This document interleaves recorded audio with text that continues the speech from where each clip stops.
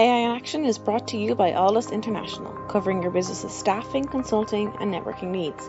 Our host brings you the leading minds in AI, sharing their story, their success, and their advice. Focusing on fast-tracking you to the top, AI in Action cuts through the hype to help you kickstart your data science career. To listen to the latest AI in Action podcast, head over to www.alldus.com/podcast or subscribe via iTunes, Stitcher, or Google Podcasts.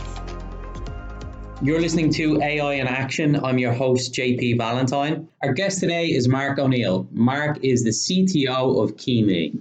Mark, welcome to the show. Hi, it's great to be here. So let's start. A little bit of background of yourself, how you got involved in technology, what's been your journey that's brought you to your role here in KeyMe. So, I got my start. I went to engineering school, got a degree in computer hardware because I wanted to go out and build computers. I had kind of an interest in robotics. I'd always been a tinkerer.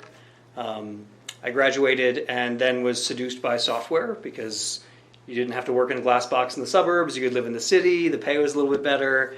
And so then I worked a series of jobs. I started first doing custom search engine work in C, and then started doing some intranet work, did some consulting work. And then I thought I wanted to get into something that was, a company that was really growing that I could build with. And so I joined Thrillist really early on, which is a media company, it's kind of a city guide for guys. Started as developer zero there and grew that up to, a 50-person engineering team and about $100 million in revenue. Along the way, we bought a commerce company called Jack Threads, and so that got me into e-commerce. And there we built our own tech stack from the ground up. Got to build inventory control systems. Got to understand financial systems, and also just the mechanics of building great customer experiences. Kind of got a little bit addicted to the e-commerce funnel, figuring out how to build a great experience for the end user. So did that for the better part of a decade, selling streetwear to poor guys. Then jumped over and went to LaFleur, where I was selling dresses to rich women. A bit of a different experience there. And then when I was looking around for what I was going to do next, that's when KeyMe came across my radar. And I found the challenges here to be really interesting. It got me back to my robotics roots. It's a company that had solved a lot of hard challenges and was really ready to scale, and it just seemed like the right opportunity for me to come on board and try my hand at it. Thank you for the overview. Really interesting journey to your point here. For our listeners who are not familiar with KeyMe, maybe there's some of our global audience, can you give us a high level of who KeyMe are, what you guys are doing, and then leading into your role as CTO? Yeah, I like to say we open doors for people. Like it's literally what we do.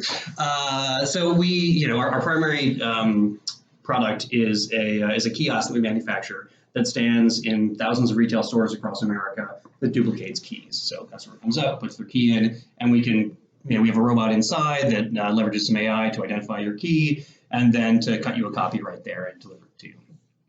We've expanded beyond that, to we can save your key. So if you lose the key later, you can come back and we'll just print you a new one. But we can also duplicate, the badge that gets you into your office. We can turn that into just a little thing that looks like a key that we can drop to you right there, or we can mail you a sticker that goes on your iPhone, and then you don't need to carry that card anymore. And then we also do car keys. So car keys have gotten increasingly complex in recent years. So we can't duplicate every car key right there in the kiosk, but we have this infinite selection of keys that we can cut here in our office, and we can mail to you in a couple of days. I mean, that's a lot cheaper than going through the dealership. So that's been a ton of fun. So that's the primary model. But we've also, from the dawn of KeyMe, there's a phone number on the kiosk, and so people would call that phone number and say, "Help, I'm locked out of my house." And we'd be like, "Okay, well, have you saved your key with KeyMe?" And they'd say, "What are you talking about? I just found this number online." And because we were founded by engineers, we'd say, "Okay, goodbye." So at some point, we realized, wait, there's value in that information, and so that sort of caused us to build this new services business. And so over the last year and a half, we've been really starting to figure out how we route locksmiths out to help customers who have lost their keys, who are locked out of their house, And the experiences that I've had, times I've locked myself out prior to being at KeyMe, have been one where someone shows up, drills my lockout, and then asks for $400 in cash. That's not a great experience for me. And so what we can offer is, sort of reliability, a brand you can trust. And on the locksmith side, it's really good for them just because they know that they're going to get paid if they go out to do this job, which is something that they don't always have. And so we're now growing these two business models. The services part is very new, but looks set to even eventually eclipse the value that we're bringing from the kiosk. Yeah, I think for anyone who's not familiar with KeyMe, I'm sure they're listening to this going, wow, that's amazing. Yeah, because there's absolutely a market for it. So now focusing on the engineering aspect that drives KeyMe, both on the hardware and software, can you tell us a little bit about what your engineering team does and your role as CTO? What are you driving from the operational standpoint? We like to think that we're the kind of team that embraces the challenge, right? And we've done the hard thing. It's incredibly hard to build a robot that will look at a key and then copy one that is exactly like it. And we've done it. And we made one of them, and then we made 10 of them, and then 100. And when I came on, we had over 1,000 of them.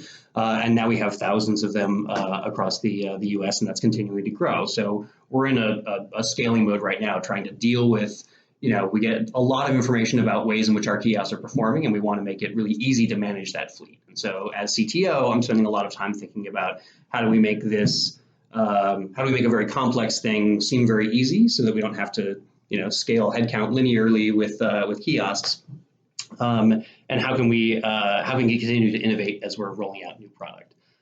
So the engineers themselves are focusing on challenges of, how do we make things better and more accurate? How are we developing the next generation of kiosk that's going to, offer more features, that's going to be more reliable, that's going to be cheaper to manufacture?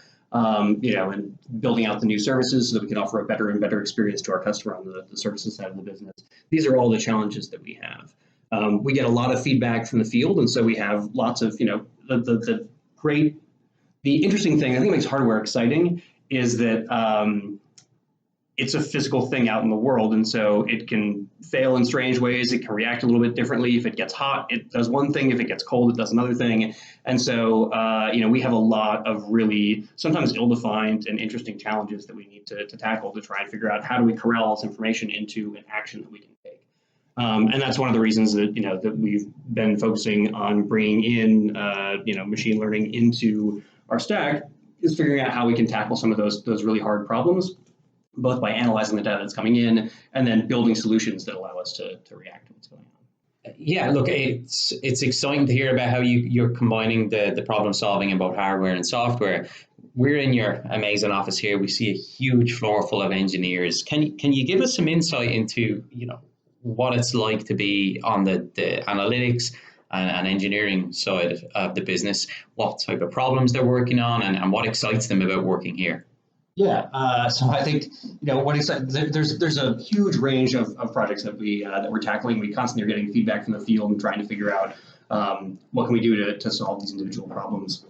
Some of the things that we're tackling, look, we're constantly trying to create a better version of the kiosk, and with each generation that goes out, that kiosk is much better than the previous generation in a bunch of ways. Hopefully, if we're doing our jobs well.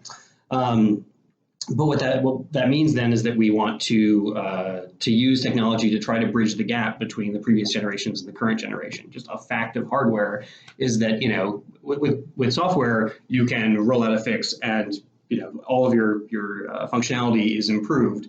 With hardware, you're shackled to the decisions that you made, a year ago, 2 years ago, when you were a less informed version of yourself.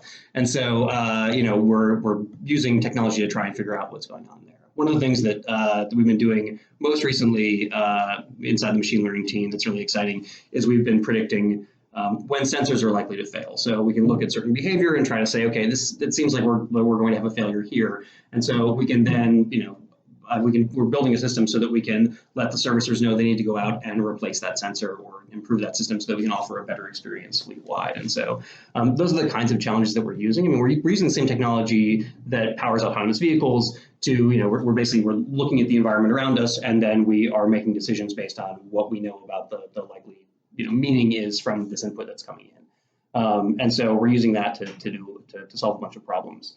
Additionally, we're trying to track what's happening inside the kiosk. So we built a whole system that allows us to track all of our inventory from way up our supply chain to the point that it makes it out into the field, so we can have all the data that we need in order to get to an understanding of when things are likely to break, when things are likely to fail. So we're trying to always get additional data. And I think that's one of the things that we look for. I know I'm jumping around a little bit here, but one of the things that we look for in people that are going to join KeyMe is just, we're looking for creative problem solvers. We're looking for people who are saying, okay, well, I'm trying to solve this problem. I don't have the data that I need to solve this problem, so let's invent something to go get that data, and then we'll use that to solve this problem. And I think, the thing about having these big complex systems that we get to work on is that it allows us to build a bunch of different pieces of tech that then in concert can solve what at first blush seems like a very simple problem. And so that's the kind of stuff that I think makes working here really exciting, is the massive surface area of the problem that we're trying to tackle, all the way from are we choosing the right path to have to go and copy this key, to is this the right question that we want to show to the user on the front of the kiosk, to what's happening, what's the locksmith seeing when he's on his way out to solve some problem for the customer out in the field. And so because of that, we're able to deploy technology in a bunch of different ways. The services business that we're building, one of the challenges that we have is we want to be really clear with the customer about how much a job is going to cost. And we don't always know exactly. The customer describes it to us over the phone, but we can't always know with certainty. And so one of the additional applications that we're looking at for leveraging vision and machine learning is to have the customer or the locksmith start to upload photos of the lock they're trying to do, of the problem we're trying to solve, and can we then leverage our own internal knowledge to make a more accurate prediction about, oh, that's actually a really expensive lock, that's going to cost more money, what can we do so we can be upfront with the customer and offer a really clear experience around price, because that's one of the important things for our brand. So not only are you solving one of the biggest problems is the obvious one where people lose keys, but it's the second element of it is the traditional services of locksmith. You're presenting what is quite an elegant solution, but more fit for purpose and what people want. I think what would be great now to speak about is the journey the company's been on and the level of success you've had. Like a lot of startups, it's growth and investment, but you guys have been growing consistently and also, been doing really well in the marketplace. So it'd be good to sort of speak on that a little bit and then talk about what's next, because clearly this is a product that should be in every city, every town across the world, not just in North America. So there's a long way to go still. Yeah, absolutely. I mean, look, there's tons of opportunity here in the U.S. But the nice thing about our technology and just working with keys is that your addressable market is huge. Everybody uses keys. And so whether they're in North America or elsewhere. So there's a lot of fun expansion there. In terms of where we come from, the company's been around for about 6 or 7 years. Originally they were trying to solve just the one problem of how do we make a kiosk that works. And so we were very focused on the kiosk and the kiosk being king. We've now gotten to a point, as we develop this technology, as you put down the kiosks will perform at a pretty predictable rate in terms of just the dollars per day that they're generating. And so as the fleet grows, that creates a lot of opportunity. I'm really proud to say that last year we achieved profitability. This is coming from a guy who spent most of his career setting rich investors' money on fire to try and build different things. So to have to be making money as well as making great technology is really rewarding to me. And then as we continue to grow the fleet, that continually creates more opportunity. And so, as we're crossing into, last year we got to profitability, the fleet continued to grow beyond that. That creates a bunch of opportunity. And so, we're at a point now where we're definitely in scaling mode, and we're going to hire dozens of engineers this year to come on and sort of join the team and allow us to be even more focused on the kinds of things that we're doing as we grow. It lets us solve more interesting problems and get to a place where the fleet just runs better and better. So then, as we think about expanding beyond that, I've already talked about the services model a little bit. Like, we'll continue to invest there, but we think about hitting a saturation point inside the United States. There are, a bunch of, Canada to the north uses very similar keys. But one of our investors is the biggest manufacturer of keys in Europe, and they'd love to see us there, which means we get to develop a whole new type of robot to go out and cut, keys that have a slightly different format. And so those things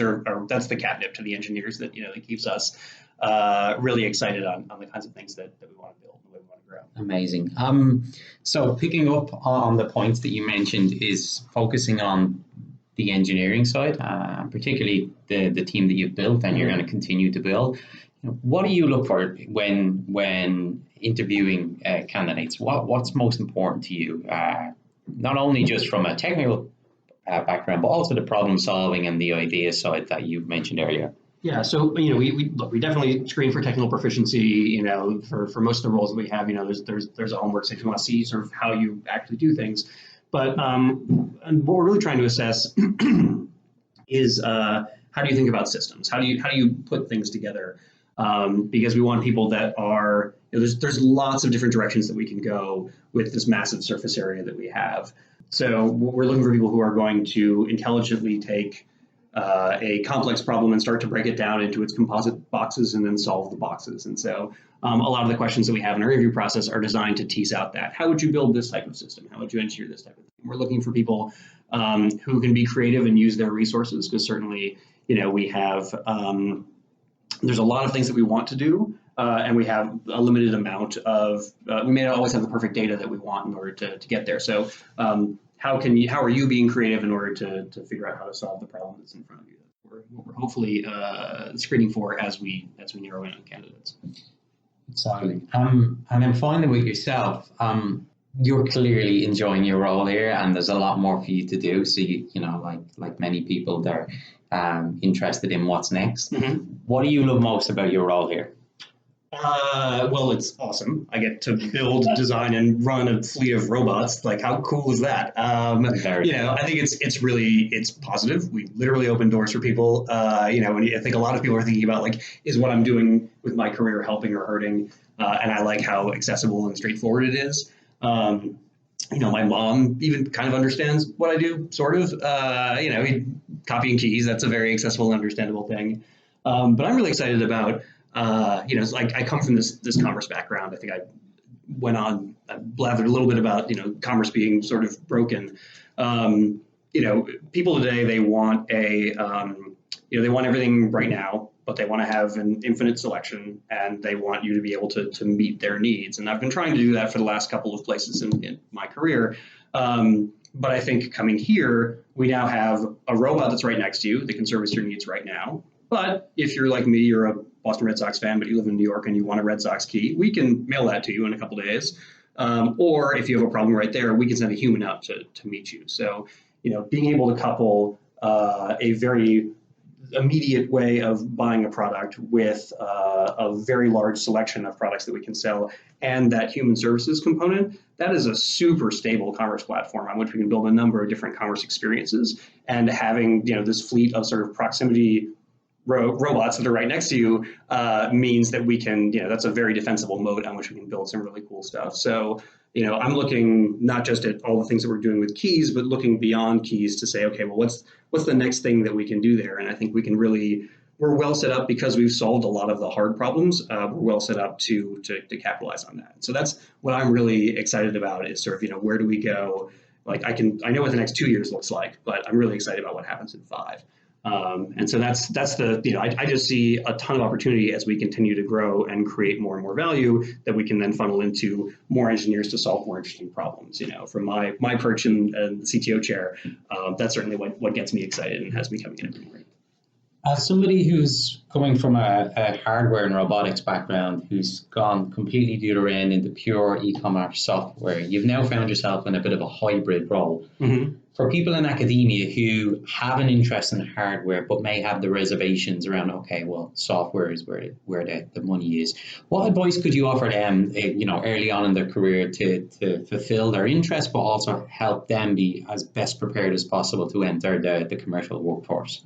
Well, I mean, one, I think on the money piece, I think that's increasingly less true that there's a tiered system between engineering and hardware. I think what we're moving into this phase where things that were not possible are becoming possible. So if you look at AI, if you look at the devices that we're able to sort of, the level of miniaturization that we're able to achieve now, I think what we're doing at KeyMe is a growth sector in the market. As technology gets deeper and deeper into our lives, we'll be creating more little bits of hardware that will sit in our homes, that's coupled to an AI that's able to interact with us. Whether you're talking about KeyMe, whether you're talking about Alexa, there's a bunch of different technology there. So I think for people that are looking to get out of academia and go tackle a problem, I think my advice to them is do something that's exciting to you.